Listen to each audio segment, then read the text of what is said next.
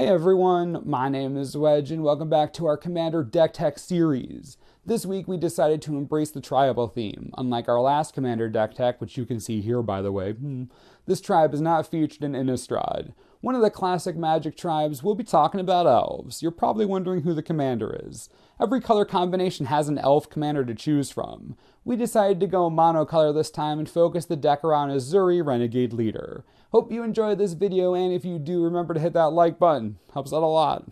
You likely remember Ezuri from the Commander 2014 set. For those of you who aren't familiar with him, let's go over the Scars of Mirrodin legend.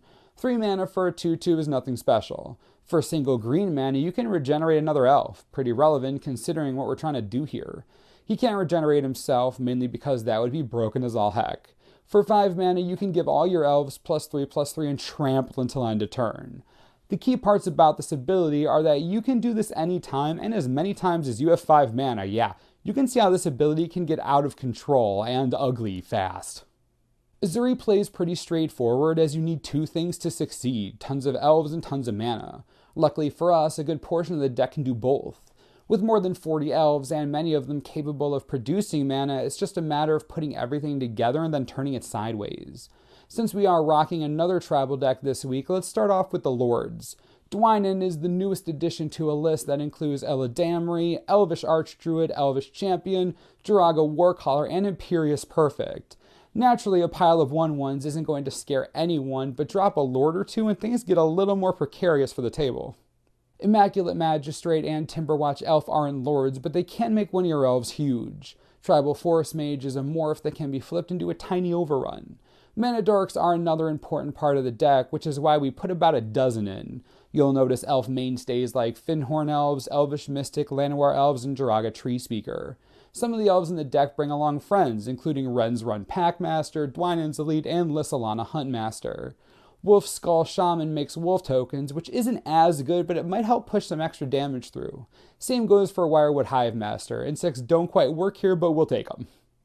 Dealing with problematic artifacts or enchantments, Viridian Zealot and Reclamation Sage can solve those problems. If you're looking to get your hands on a certain elf, Elvish Harbinger can tutor for 1 and put it on top. Wirewood Herald tutors for an elf when it dies. If you have a creature to pitch, you can use Fauna Shaman to get any creature. Sylvan Messenger lets you reveal the top 4 cards of your library and put all elves in your hand. Elvish Visionary and Masked Admirers draw a card when they hit the battlefield. As you can see, we have a lot of utility in our elf package. This creature type really gets a lot done. Something interesting, we have a funny alternate win condition in the deck in Guiltleaf Archdruid. It draws you cards when you cast a druid, and if you manage to get 7 of them, you can tap them all to steal a player's lands. And don't think we don't have druids, because we do. Priest of Titania, the Treespeaker, Heritage Druid, the list goes on and on. Anyways, we're getting off topic. It wouldn't be an elf deck without Nissa Revan, right? The Walker makes an appearance in the 99, giving us another Well-Wisher with the outside chance of pulling a bunch of elves out of the deck. There's no Nissas chosen though, so avoid that top ability. We actually get to play 2 Nissas in this deck. The Origins one is an elf after all. This one can help us get the necessary lands to use Ezuri and maybe bring a 4/4 to the party. Freyalise, Llanowar's Fury, also makes an appearance to make all the Llanowar elves you ever need. You may even draw a bunch of cards with the right setup. Okay, Garrett Caller of Beasts is not an elf and likely has nothing to do with elves. But we have a way to keep filling our hands when the game gets long, so it's really hard to say no to him. Just look at that face, it's so cute. We have some ways to pump our elves in case you're low on mana or can't get Ezuri in. Cage Sun and Gauntlet of Power both pump up creatures and double your mana. Door of Destinies and Coat of Arms are pretty obvious it includes in a tribal deck. Coat of Arms is significantly better as an immediate effect, while Door takes some time to set up. At least your opponents can't benefit from Door once you do get it online though. Tribal decks need ways to draw cards in order to keep up the swarm, and no tribal deck is complete without Skull Clamp. Usually the best way to draw cards, Skull Clamp allows you to turn early creatures into resources or lets you rebuild your board.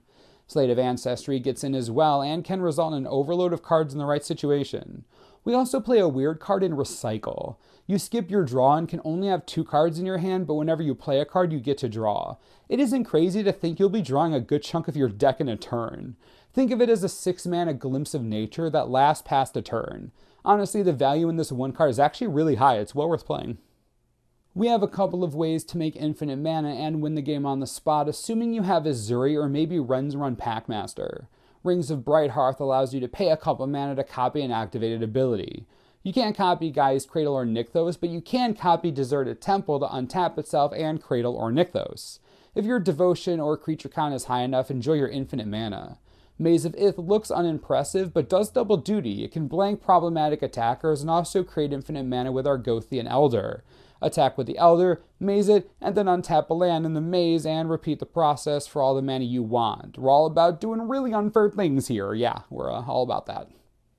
If you were thinking about building a mono green elf deck, this list is a great place to start. It has everything you could want. Intrigue, drama, infinite life gain, stealing your opponent's lands, all the things you want. Let me know what you think of the deck in the comments. Anything you'd add, take away, let's talk about it. I'm sure the Elf Commander players have a lot to say. Excited to hear what you're thinking. As always, subscribe for the latest and most reliable Magic the Gathering information you could ever need. This is the Mana Source. I'm Wedge. Thanks for watching. We'll see you next time. This video is brought to you in part by TCGplayer.com. Fall in love with Ezuri? That's okay, me too. You can buy them right now for $4. That's all you need. $4 and you're on your way to a glorious Elf Commander deck. Don't want Ezuri? No big deal.